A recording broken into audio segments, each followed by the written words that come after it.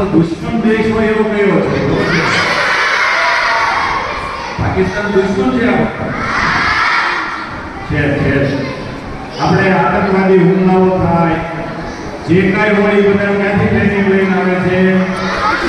પાકિસ્તાન. તો બસ તો એક આપણે અહીંયા પરમવીર વંદન કાર્યક્રમ કરીએ છીએ, ખબર છે? જેમને 21 પરમવીર ચક્ર વિજેતા છે, તો એનો આપણે અહીંયા સન્માન કરીએ છીએ, એને સ્મરણાંજલિ આપીએ છીએ. એવી રીતે એક કારગિલ યુદ્ધ થયું, ખ્યાલ છે કોઈને? અને 26 જુલાઈના દિવસે એક કારગિલ યુદ્ધમાં આપણો વિજય થયો. એટલે 26 જુલાઈને આપણે કારગિલ યુદ્ધ વિજય દિવસ તરીકે ઉજવીએ છીએ. એટલે આજે 26મી જુલાઈ છે. અને તેજસભાઈ જોશી આપણી સાથે યુદ્ધને લગતી થોડીક વાતો કરવા આવ્યા છે. યુદ્ધ થયું હતું, આપણો વિજય થયો હતો, એ બધી આપણને ખબર હોય, અને કદાચ મેં કીધું એટલે ખબર પડી છે, જેને નહીં ખબર હોય. પણ એની ઘણી બધી એવી વાતો છે કે જે મને પણ નહીં ખબર હોય, કે બીજા શિક્ષકોને પણ નહીં ખબર હોય. એટલા બધા આપણે બધા એમાં ઉતર્યા ન હોઈએ. તો આ યુદ્ધ કેવી પરિસ્થિતિમાં થયું અને કેવી રીતે આપણે જીત્યા, અને આપણા વીર બહાદુર સૈનિકો એ લડી અને એમને હંફાવી દીધા, હરાવ્યા. એને આપણા દેશમાં આવ્યા હતા, એને અહીંથી ખદેડી મૂક્યા. તો એ વિશેની વાત કરવા માટે હું શ્રી તેજસભાઈ જોશીને વિનંતી કરું છું. અને આમાંથી જે આગળ જે સાયન્સ રાખશે, બીએસસી કરશે, પછી એમએસસી કરવા જશે, પછી સાહેબ પાસે જવાનું થશે, ત્યારે કહેજો કે અમને તમે કારગિલ વિજય દિવસની ઉજવણીના ભાગરૂપે તમે અમારી શાળામાં આવ્યા હતા અને વાત કરી. એટલે સાહેબ છે એને ખ્યાલ આવી જશે કે આ 70 નંબરના વિદ્યાર્થી લાગે છે. હું સુરતનો વતની છું અને અહીંયા ઘણા વર્ષથી ભાવનગરમાં રહું છું. અને યોગા નિયોગ મારું બર્થ યર 76 છે અને સારા નંબર પણ 76 છે. એટલે આ રંગ લાગી ગયો. અને શનિવાર સાહેબ જે મને પણ ફરે છે, અને શનિવારને દિવસે આજનો સૌથી મહત્વનો દિવસ વિશે ચર્ચા કરવા માટે હું આવી છું. મારી પાસે ઘણા બધા મુદ્દાઓ, હવે પાછળ અવાજ માઇક જરૂર પડશે, તો ઘણા મુદ્દાઓ મેં મારી પાસે હતા, મારા ધ્યાનમાં હતા, મારા માઇન્ડમાં હતા. ઘણા મુદ્દાઓ મને ખબર નહોતી, એ મેં સંશોધન કર્યું. અમારી લાઇબ્રેરી છે, પછી ઇન્ટરનેટ છે, એની મદદથી મેં ઘણા એવા મુદ્દા જે મને નહોતી ખબર એના વિશે પણ મેં અધ્યયન કર્યું, જેથી તમારી સામે એકદમ સરળ સ્વરૂપે રજૂઆત કરી શકાય. બીજું, મારો અનુભવ મોટા છોકરાઓ છે એને ભણાવવાનો હોય છે. જે 22 વર્ષના છોકરાઓ હોય, 21 વર્ષના છોકરાઓ હોય, 24 વર્ષના છોકરાઓ હોય, એને ભણાવવાનો અનુભવ હોય છે. એ તમારી સામે કેવી રીતે રજૂઆત કરવી એનું પણ મારે ઘરે હોમવર્ક કરવું પડ્યું. થોડું મારી પ્રેક્ટિસ કરવી પડી મારી વાઈફની સાથે, અને મને મજા આવી. કારણ કે આપણા ડૉક્ટર અબ્દુલ કલામ સાહેબ ઘણા નેશનલ સાયન્ટિસ્ટો પણ હાલમાં પણ પ્રાઇમરી સ્કૂલની અંદર લેક્ચર આપે છે. અને આ ગૌરવની વાત છે કે ટીચિંગ પ્રાઇમરી સ્કૂલમાં આવીને લેક્ચર આપવું, તમારી સામે સંવાદ કરવો એ ગૌરવની બાબત છે. એટલે આવો જ્યારે મને મોકો મળે ત્યારે હું બીજી નેશનલ હોય, ઇન્ટરનેશનલ હોય એ છોડીને પણ સારામાં જવાનું પહેલાં હંમેશા તત્પર રહું છું. અને સાહેબને ફરીથી ધન્યવાદ આપું છું કે મને સાહેબે મોકો આપ્યો, તમારી સાથે ડિસ્કસ કરવા માટે મને સમય ફાળવ્યો. તો હું થોડા મુદ્દાઓ મેં વ્યવસ્થિત લખેલા છે, એ પોઈન્ટ બુલેટને યાદ રાખીને સાથે આપણે ચર્ચા વાર્તા સ્વરૂપે આપણે કરશું, તો તમને મજા આવશે.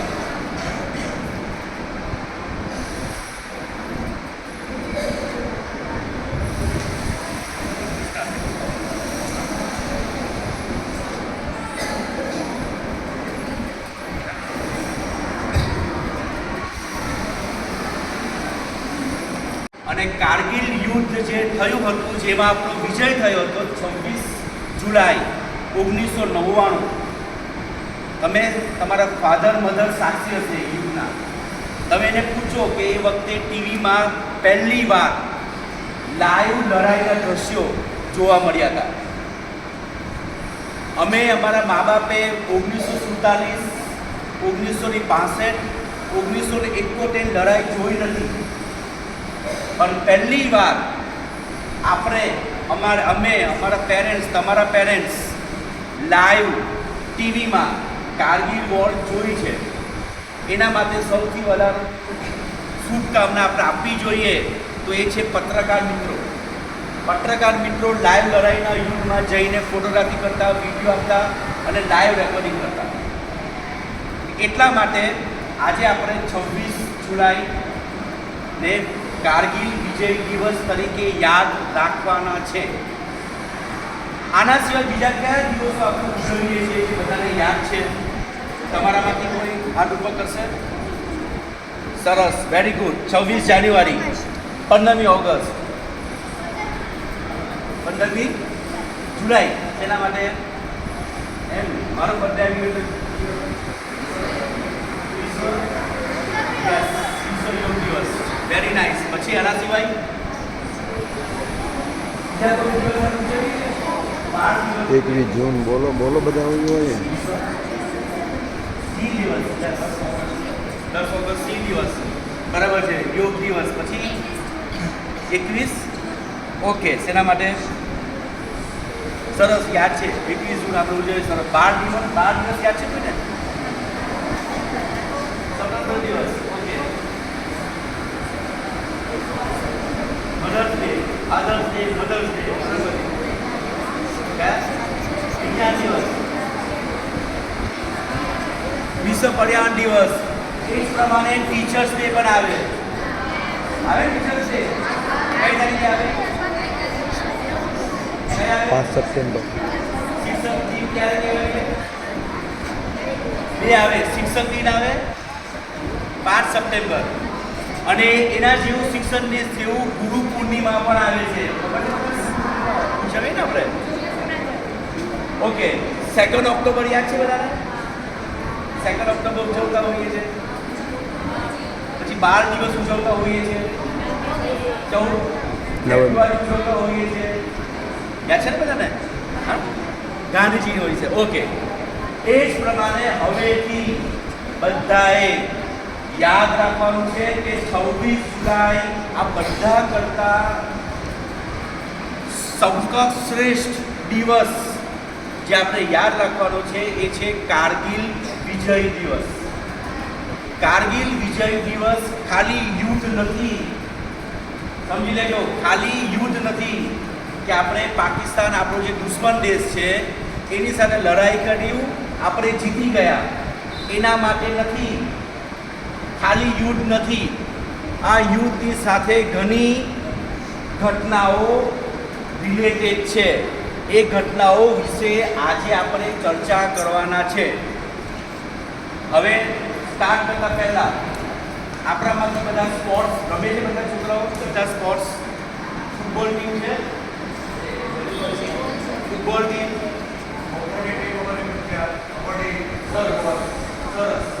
કબડ્ડી ટીમ છે તમારી. એના માટે સૌથી વધારે આવશ્યક શું જરૂરી છે? શું હોય તો કબડ્ડી ટીમની અંદર, ખોખોમાં આપણે વિજય થઈ શકીએ? બળ સિવાય બુદ્ધિ. ઓકે, બુદ્ધિ હોવી જોઈએ. બળ, બુદ્ધિ. હા. આના સિવાય એવું કયું તત્વ હોવું જોઈએ બોડીમાં જે ખોખો રમતા રમતા થાકીએ નહીં, હાંફી નહીં જઈએ? ખોખો રમે ત્યારે આપણે હાંફી જઈએ કે નથી હાંફી જતા? છે ને? હા. તો એ ન હાંફવા માટે શું કરવું પડે? શું કરવું પડે? હા, નોર્મલ રાખવાનું, પણ જનરલી યોગ કરવાનો હોય છે. આપણે શું કરવાનું હોય છે? યોગ કરતા હોય છે. અને આપણું સ્ટેમિના જે છે એ સ્ટેમિનાને મજબૂત બનાવવું પડે. એટલે કે 2 રાઉન્ડ 3 રાઉન્ડ દોડતા હોઈએ એ લોકો કબડ્ડી ખોખોમાં હંમેશા વિજય બનતા હોય છે. હવે તમને કહી દઉં, આપણે જનરલી કોઈ મિત્રના ઘરે જતા હોઈએ, 4 માળનું એપાર્ટમેન્ટ છે, 5 માળનું એપાર્ટમેન્ટ છે, તો આપણે કઈ રીતે જઈએ? 5 માળે સીડી ચડી જતા હોઈએ છીએ કે લિફ્ટમાં જતા હોઈએ છીએ? લિફ્ટમાં. તો લિફ્ટમાં જવાથી આપણે શું ગુમાવી રહ્યા છીએ? શું ગુમાવી રહ્યા છીએ? સ્ટેમિના. તો હંમેશા એક વસ્તુ ધ્યાન રાખવાની કે જરૂર પડે ત્યારે જ લિફ્ટનો ઉપયોગ કરવો.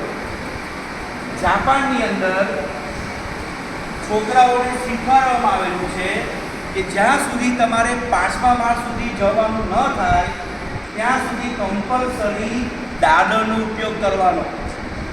ત્યાં સિનિયર સિટીઝન હોય, 80 વર્ષના પણ જે બુઝુર્ગ હોય એ લોકો પણ સીડીનો ઉપયોગ કરે છે જાપાનીઝ.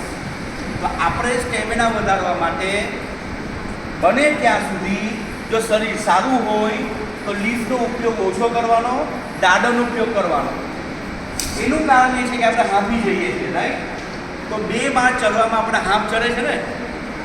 તો કારગિલ લડાઈ દરમિયાન આપણા સૈનિકો કેટલા ફૂટના હાઈટ પર લડાઈ કરેલી હતી? કોઈને આઈડિયા ખરો? મેં વાત કરી 2 માળ 3 માળ 4 માળ, એમાં આપણે હાંફી જઈએ છીએ બધા.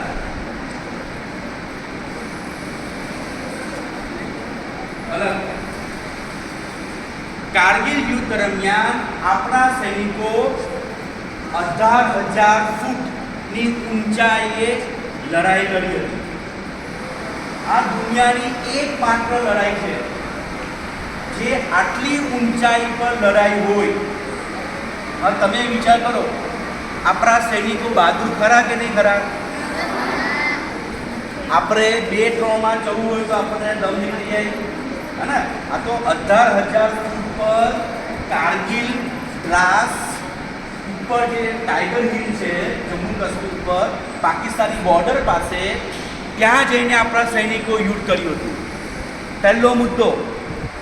બીજો મુદ્દો, ભાવનગરમાં ઠંડી કેટલી હોય છે? શિયાળામાં કેટલા ડિગ્રી ઠંડી હોય છે આશરે ભાવનગરમાં?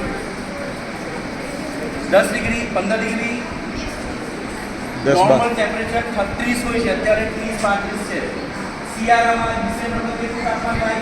10 થી 12. 10 ડિગ્રી 12 ડિગ્રી થાય. આપણે બધાએ સ્વેટર પહેરવા પડે કે નહીં પહેરવા પડે?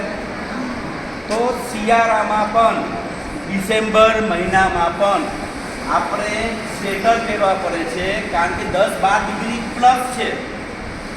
જ્યારે આપણા સૈનિકો લડતા હતા કારગિલમાં ત્યારે ઉનાળો હતો, મે મહિનો હતો, છતાં પણ કારગિલનું તાપમાન -15 ડિગ્રી હતું. કેટલું હતું? -15.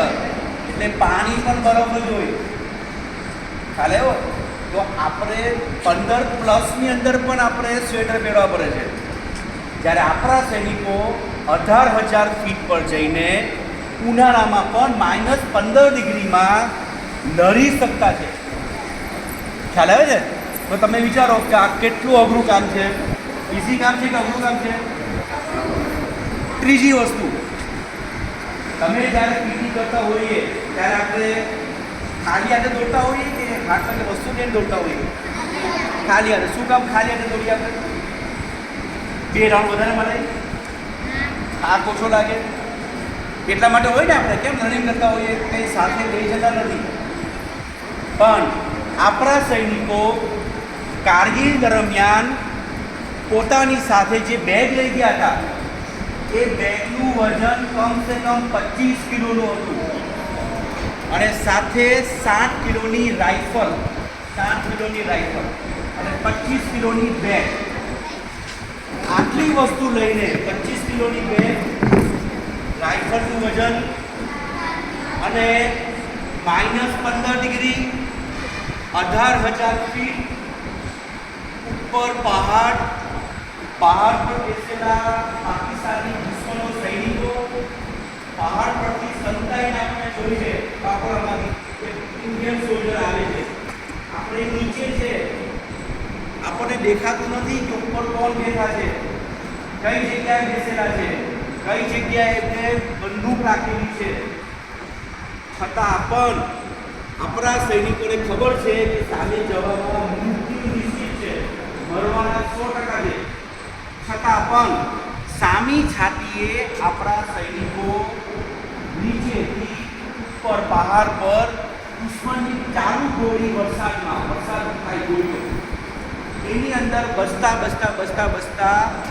2 મહિના લાગ્યા બધી ટેકરી બધા હિલ કેપ્ચર કરવા. 26 મેના દિવસે આપણું ઓપરેશન વિજય શરૂ થયું. 26 મે આપણે વેકેશનમાં શું કરતા હોઈએ? મેમાં વેકેશન શું કરીએ આપણે? મે જૂનમાં અમારા ઘરે જાય, અમારા ઘરે પછી ખાવાનું પીવાનું અને તો આપણે બધા મે જૂનના વેકેશનમાં મામાના ઘરે જઈએ, આરામ કરીએ, ફરવા જઈએ, વેકેશનમાં જઈએ, ફેમિલી સાથે ડિનર પાર્ટી કરીએ, લંચ કરે. એ સમયે આપણા સૈનિકો આરામ નહોતા કરતા, આપણા સૈનિકો ઘરે નહોતા જતા. આપણા માટે, આપણા દેશની રક્ષા માટે એ લોકો પાસે વેકેશન નથી.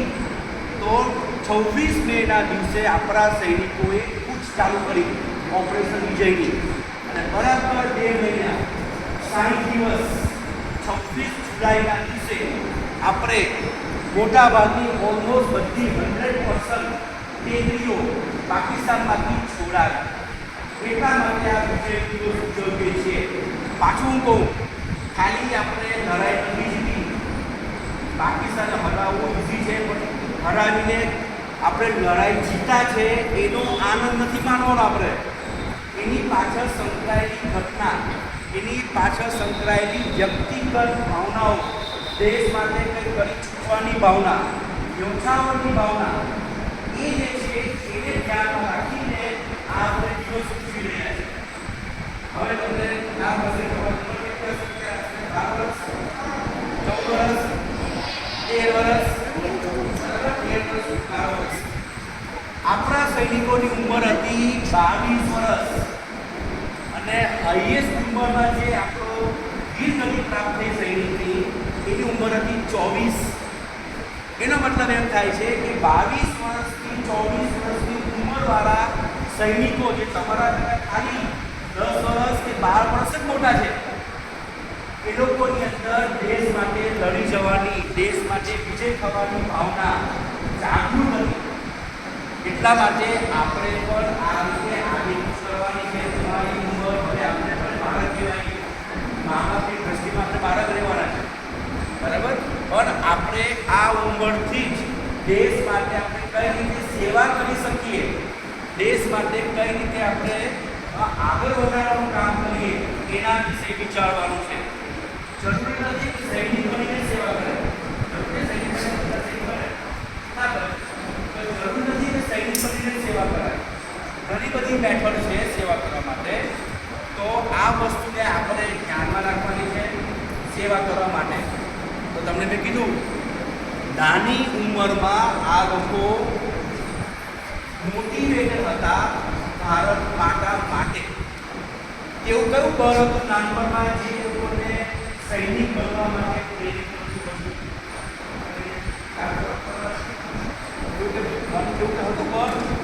બાળકોમાં કઈ રીતે આવ્યું કે મારે સૈનિક બનવું છે? જ્યાં નાના હતા આપણે જનરલી શબ્દ વાપરીએ છીએ શહીદ, જનરલી શહીદ નામનો કોઈ શબ્દ નથી. આપણે શબ્દ યુઝ કરીએ છીએ વીર ગતિ. એટલે હંમેશા ધ્યાન રાખવાનું છે આપણા સૈનિકો જે મૃત્યુ થયા છે લડાઈ દરમિયાન, તો એના માટે ઉચિત શબ્દ છે વીર ગતિ, બરાબર? તો વીર ગતિને પામ્યા છે. એવું કોઈ બળ મગજમાં યાદ આવે છે? તમારા સૈનિકોનું બળ છે કે તમે ઠપકો મારે મારે સૈનિક બનવું છે, એવું કે બળ ખરું? દેશ પ્રેમ. તમારામાં જુસ્સો આવે અત્યારે સૈનિકોનો?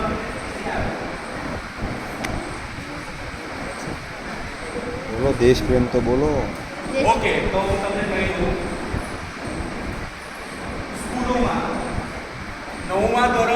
10મા ધોરણ અને કોલેજમાં એનસીસી છે. બધા નામ સાંભળ્યું છે NCC? National cadet corps. National cadet corps બને ત્યાં સુધી દીકરીઓએ અને છોકરાઓએ જોડાવાનું છે. આનાથી દેશ ભાવના જાગે, શરીર મજબૂત બને, એક્સરસાઇઝ વાળું બોડી બને અને ડિસિપ્લિન અને લીડરશિપની ક્વોલિટીનો જન્મ થાય. તો બને ત્યાં સુધી તમારામાંથી જો મોકો મળે તો એનસીસી રાખજો. કારણ કે જેટલા બી કારકિર્દીના સૈનિકો હતા એ મોટા ભાગના સૈનિકો એનસીસીમાંથી ટ્રેન થઈને આવ્યા હતા અને 22 વર્ષની ઉંમરના નાના દેશને જીતાડ્યો છે. હવે સાહેબ તમે સોંગ સંભળાવ્યું તો રિયલમાં આપણે ગ્રાઉન્ડ પર રમતા હોઈએ કબડ્ડી, બીજી સ્કૂલ સાથે સ્પર્ધા કરતા હોઈએ ત્યારે આપણા મગજમાં શું ચાલતું હોય? હરાવવાનું. સામેવાળી સ્કૂલને હરાવવાનું શબ્દ ચાલતું હોય. તો આપણને નાની જીત મળે કબડ્ડીમાં, આપણે કેટલા હરખાઈ જઈએ. તો એક નાની જીત માટે આપણે ડાયપર મારીએ, પોપકોર્ન ખેંચીએ, જનૂન પણ આવી જાય, મારામારી પણ કરીએ ઘણી વાર સામેવાળાને. તો આ તો દેશ છે.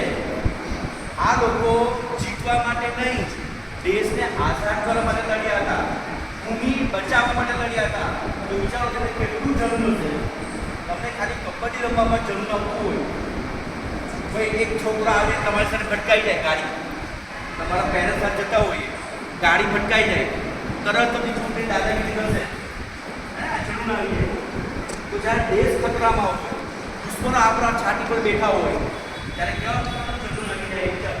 આવા પ્રકારનું જનૂન કારગિલ યુદ્ધ દરમિયાન આપણા સૈનિકોમાં હતું. તો કારગિલ વિજય દિવસ આપણને શીખવે છે કે આઝાદી મફતમાં નથી મળતી.